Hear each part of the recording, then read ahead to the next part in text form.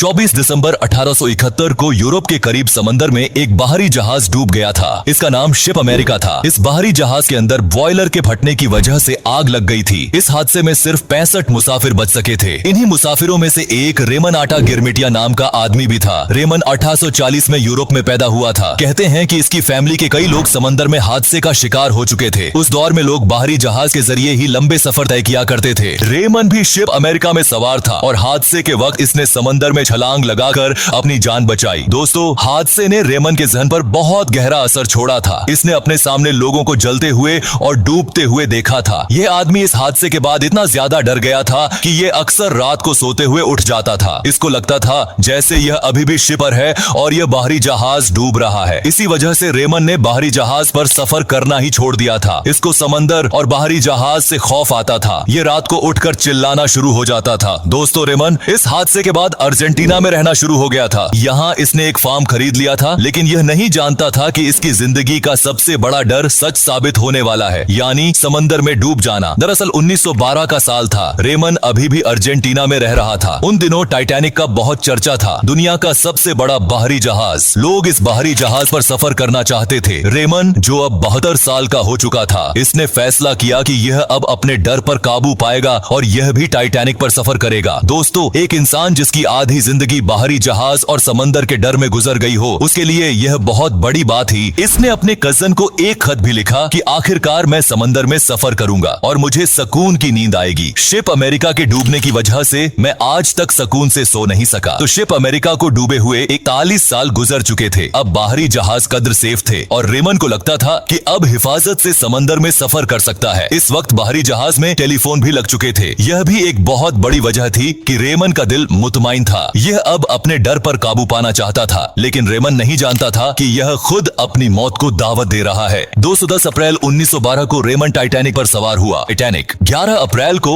इसने अपने दोस्त को एक खत लिखा, जिसमें इसने बताया कि दुनिया का सबसे बड़ा बाहरी जहाज कैसा है। इसने लिखा कि मेरा केबिन बहुत कंफर्टेबल है, इसको बिजली से गर्म रखा जाता है। इसने टाइटैनिक के मुताबिक तफसील से इस खत में लिखा था। दोस्तों, टाइटैनिक में एक मेल रूम बना हुआ था, जिसमें लोग खत लिखकर रख दिया करते थे। इसके बाद छोटी बोट्स वगैरह आती थीं और इनके जरिए टाइटैनिक से इन दूध को ले जाया जाता था। इसके अलावा टाइटैनिक में एक वायरलेस टेलीग्राफ का सिस्टम भी लगा हुआ था, जिसके जरिए लोग अपने प्यारों को पैगाम पहुंचाते थे। दोस्तों, रेमन बहुत खुश था, लेकिन फिर 15 अप्रैल का दिन शुरू हुआ जब रात को टाइटैनिक एक आइसबर्ग से टकरा गया। उस वक्त रेमन 2 लोगों के साथ अपने डेक पर बातें कर रहा था। कुछ लोगों ने इसको हंसते हुए भी देखा। इसको यकीन था कि टाइटैनिक सेफ है और डूब नहीं सकता। टाइटैनिक के आइसबर्ग से टकराने के बाद भी रेमन मुतमईन था कि टाइटैनिक को कुछ नहीं होगा। लेकिन दोस्तों, देखते ही देखते टाइटैनिक अटलांटिक ओशियन के बर्फ पानी की गहराई में चला गया। जिस समंदर और बाहरी जहाज के हादसे से रेमन 41 साल तक डरता रहा और जिसके डर की वजह से यह समंदर में ट्रैवल भी नहीं करता था, अब जेटली उसी तरह रेमन की मौत हो चुकी थी। दोस्तों, रेमन की बॉडी 1 हफ्ते के बाद समंदर से मिल गई थी। ये टाइटैनिक के हादसे में मरने वाले सबसे ज्यादा उम्र के लोगों में से एक था। दोस्तों,